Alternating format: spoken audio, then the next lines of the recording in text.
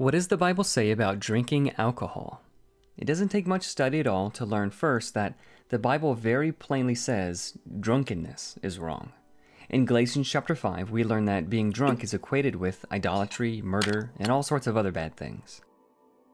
In 1 Corinthians chapter 6, we learn that drunkards cannot inherit the kingdom of heaven.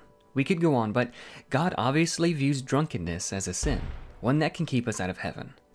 That said, people are drinking wine all over the place in the Bible, so moderate drinking must be just fine, as long as you're responsible and don't get drunk, right? Let's take a closer look.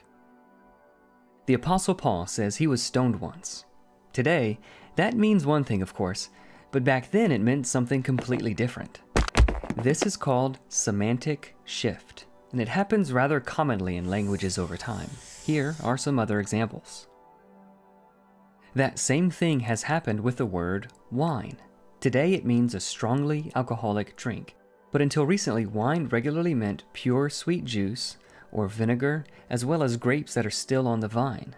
You can follow the shift in definitions over time in the Bible, in ancient literature, as well as the oldest English dictionaries ever made. From ancient days, thousands of years ago, Aristotle in his Meteorologica in the 300s BC specifically refers to grape juice or must as wine. Pliny, the 1st century AD, wine, or vinum in Latin, is used of fresh, sweet grape juice. Aeglucus vinum, sweet wine, sapa indifrutum among the vinum dulce, sweet wine. He also mentions other kinds of unfermented sweet wines known as permanent must, raisin wine, and honey wine. All the way through to the more recent history in the 1600s and 1700s, Theatrum Botanicum. The juice or liquor pressed out of the ripe grapes is called vinum, wine. The juice of the grape is called wine. The New World of English Words. Must, Latin, wine, newly pressed from the grape. Glossographica Anglicana Nova, must, sweet wine, newly pressed from the grape. Then in the 18 and 1900s, the definition began to shift. Webster's International Dictionary of the English Language of 1898 says wine, the expressed juice of grapes, especially when fermented, a beverage or liquor prepared from grapes by squeezing out their juice and usually allowing it to ferment. To today, where the definition has narrowed primarily to mean fermented wine. Most of the confusion about what the Bible teaches about drinking alcohol stems from this unnoticed semantic shift. They drank wine, so I can drink wine.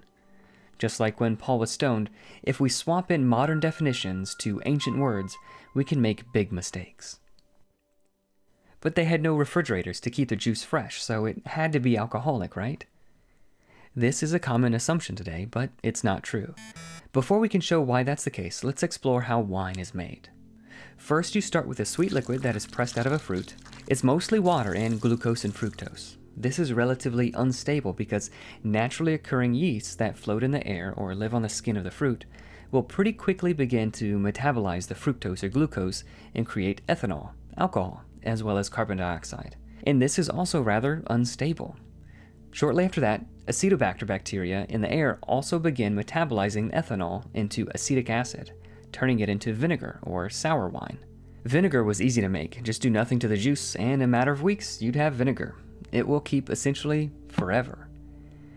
Juice was likewise easy to keep because high sugar content inhibits bacterial growth. This is why honey and syrup can be left out at room temperature without spoiling. As long as the water content is low, sweet juice is quite easy to preserve. And we see fresh juice was commonly boiled in ancient times immediately after pressing, reducing the water content and increasing the sugar concentration. The heat would also kill any fungus or yeasts, and the high sugar concentration would inhibit bacterial growth. It would keep, again, essentially forever. But for fermented wine, there were two main difficulties in regard to its preservation: fungus on one end and bacteria on the other. So rather than the easiest or default way to keep the drink, fermented wine was actually the most difficult stage of the juice to properly preserve. As it fermented, it had high water content because it wasn't boiled to kill the yeast that they needed, and low sugar because the yeast eats the sugar to make alcohol. And so, fermented wine was a perfect breeding ground for both fungus and bacteria seeking to ruin it. Ancient people could certainly do it, but that's a far cry from assuming that fermented wine was easy or the default mode of wine. They had numerous methods of preserving their produce at any point along the way, be it juice, fermented, or vinegar. Aristotle speaks of how wines are intentionally boiled, sometimes so thick that it had to be scraped off of a skin, as if it was obvious in common knowledge. He specifically refers to grape juice or must, glucose, as one of the kinds of wine. Lucius Columella also writes with incredible detail of various methods for harvesting and preserving juice, and specifically says that the juice keeps good forever. It was common knowledge in ancient times of numerous ways to preserve grape juice: boiling, filtration, cold storage, sulfur fumigation, smoke, tar, dehydration, seawater salts, or mixing other preservatives. Varro, Aristotle, Virgil, Josephus, Polybius, Hippocrates, Celsus, and many more all write of the many ways that ancients had to preserve, and quite frequently their preference for, non-intoxicating wine, pure, sweet grape juice. The argument that they had no way to preserve fresh juice is a historically ignorant anachronism. So with that groundwork laid, let's take a look at what the New Testament says about drinking. In Ephesians chapter 5 and verse 18, Paul identifies drunkenness not as an end, but as a process. How so? The word drunk is an inceptive verb in the Greek. An inceptive verb is a special kind of verb that shows a process of beginning or becoming. An example of an inceptive verb that we use today is the word thaw. Imagine you had chicken in the freezer. That chicken is not thawed. When does that chicken begin the process of thawing out? When the meat is taken out of the freezer, it begins the process of thawing. The longer it is out of the freezer, the more thawed it becomes. The thawing doesn't begin at some late stage. Thawing begins when it is first taken out of the freezer and continues from there. So, to draw the parallel, instead of some chicken in the freezer, imagine a person that has not had any drinks. He is sober. That person has not begun the process of becoming drunk. When does that process begin? When a toxin is ingested, that person begins the process of drunkenness or intoxication. That's the simple meaning of the word. The more intoxicant that is ingested, the further into the state of drunkenness they get. The drunkenness doesn't begin at some late stage of drinking. Drunkenness begins when the first drink is taken and continues from there. People today redefine drunkenness as a late stage of intoxication. But Paul identifies drunkenness as a process. When someone starts drinking, they begin the process of drunkenness. The existence of drunkenness or intoxication is not determined by the amount that someone drinks. The degree of drunkenness is. So, in other words, Paul is saying, don't even begin the process of intoxication. That is the force of the grammar in the original Greek. But, like anything else, it is sometimes easy for people to soften sin. If someone commits adultery, they'll come up with a new name to make it sound less bad. They'll call it a fling. When someone lies, we say it's a fib, or we're stretching the truth, or it's a little white lie. People tend to make themselves feel better about sin by calling it a different name. So what do people do with drunkenness? They say they're buzzed, or tipsy, or chatty, or they're getting loosened up instead. It's just a nice way of saying that you're intoxicated. Biblically speaking, drunkenness is not a late stage of drinking. It is a process that begins when you take the first drink. Society today has redefined drunkenness. You don't have to be passed out in the gutter to be drunk. The Bible defines drunkenness as an inceptive process. Next, let's take a look at the word sober. Modern people define sober as not completely intoxicated. The Bible, however, describes sober as complete abstinence from drinking. The lexicographer Gerhard Kittel says, "It is compelling that the Greek word for sober, self-controlled, in numerous passages is a word that also means holding no wine." Biblical scholar W.E. Vine says, "Nepho, sober, signifies to be free from the influence of intoxicants, and to abstain from wine." John MacArthur says, "Nephalius, temperate, literally means wineless, or unmixed with wine." So any amount of social drinking would break these numerous commands to be sober as well. That said, there are a few passages commonly used to support drinking in moderation. First, let's start with Jesus made wine in John chapter 2. As already demonstrated, wine was a generic word, fermented or unfermented. So whatever Jesus made, it was over 120 gallons, and he gave no restriction on its usage, even after the guests had already well drunk. If this was alcoholic, he would have broken the spirit, if not the letter, of both the Old Testament law as well as his New Testament law. His presence there at a drinking party, much less participating and contributing to it, would have caused him to be guilty of sin according to 1 Peter chapter 4 and verse 3. Thus we know the occasion was innocent and free from the influence of alcohol. It seems more reasonable that he made sweet, fresh wine. What about where the Bible says deacons and older women are allowed to drink a little? This is an error of seeing restriction against excess as authority for partaking in moderation. A parallel would be when the Bible says don't be overly wicked, and saying it's okay to be a little bit wicked. Or when the Bible says an excess of riot is wrong. That means a little bit of riotous living is okay. Or that abominable idolatries is wrong, so that means that a little idolatry is okay. No, these things are condemned in excess and in moderation. This is simply how ancient writers sometimes spoke, using the natural language and idioms of their day. Again, restriction against excess cannot be taken as authority for moderation.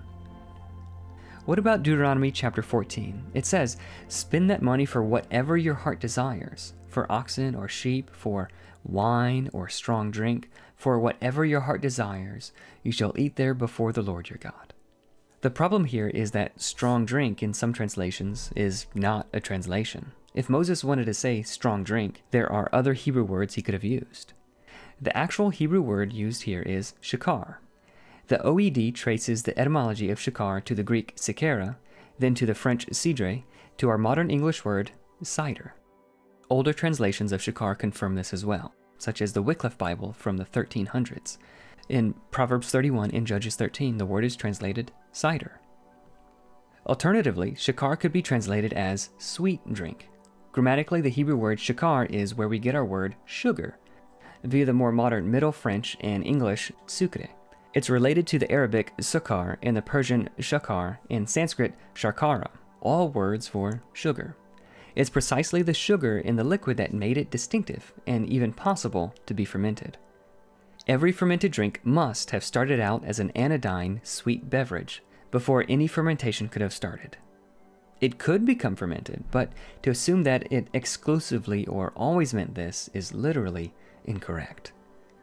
We even denote the ambiguity of cider by saying cider or hard cider. This is the same flexibility that shakar has. Just as wine is a general word for all types of beverages made from grapes, fermented and unfermented, shakar seems to indicate juices made from other fruit. The New King James Version regularly renders it as similar drink. Well, what about Proverbs 31? It says, give strong drink unto him that is ready to perish, and wine unto those that be heavy of heart. Let him drink and forget his poverty and remember his misery no more. This is clearly talking about intoxicating beverages. Well, that's true. But notice first the verses right before that passage. It forbids kings from drinking wine or strong drink, period. Mind-altering drugs that take away judgment are not fit for responsible, thinking people. As the Talmud indicates, this passage is not talking about drinking away your sorrows, but about alcohol being only fit as a sedative for someone being executed, and it is to be administered by others, not self-medication. The court gives one who is being led out to be killed a grain, koret, of frankincense and a cup of wine in order to confuse his mind and thereby minimize his suffering from the fear of his impending death. As it is stated, give strong drink to him that is ready to perish, and wine to the bitter in soul. This is not permission for social drinking, but mercy for the condemned. Well, didn't Paul tell Timothy to drink wine? Timothy had stomach problems, and the alcoholic content of fermented wine could help disinfect bad water, right? Well, that's the claim. Problem is, that's just not true. Alcohol works pretty well as a topical antiseptic in very high concentrations. That's what hand sanitizer is. But science shows that when diluted below 50%, alcohol is basically useless as an antiseptic. Not only that, but alcohol doesn't work for all germs, such as norovirus and Colostrum difficile, which can cause life-threatening diarrhea, or Cryptosporidium, a parasite that causes a diarrheal disease called cryptosporidosis, the very sorts of things that Timothy was suspected of having. Further, ancients were not ignorant. They knew to use clean containers. They knew good and bad places to obtain water, such as rainwater and fresh spring water was good, and seawater that was close to the shore tended to be bad, and that bad water could be easily purified if it was properly boiled. Paul clearly wasn't talking about sterilizing bad water with alcohol, as some people claim. It was a common practice to take small amounts of boiled down grape juice or pulp to settle stomachs. Even today, grape juice can be used to alleviate stomach conditions, especially when watered down. Paul very likely was referring to grape juice or paste, which has vitamins and other properties that could settle his stomach. Even ignoring all of that, prior to Paul's instruction here, Timothy as a faithful Christian was abstaining from any wine entirely. Paul says, "No longer drink only water," and it took the direct injunction of an apostle of Christ for Timothy to do otherwise, even in light of his frequent infirmities. Second, this is far from condoning social drinking, because the amount was to be a little, and the implication is it was to be diluted in his water. This purpose was very specifically medicinal in nature and not social, casual, or recreational. So what do we make of the Bible where it sometimes condemns wine, but other times calls wine a blessing? A popular answer is that wine in moderation is a blessing and wine in excess is condemned. The problem with this conclusion is that the passages counting wine as a blessing do so without regard to moderation, and the passages that condemn wine do so in any amount.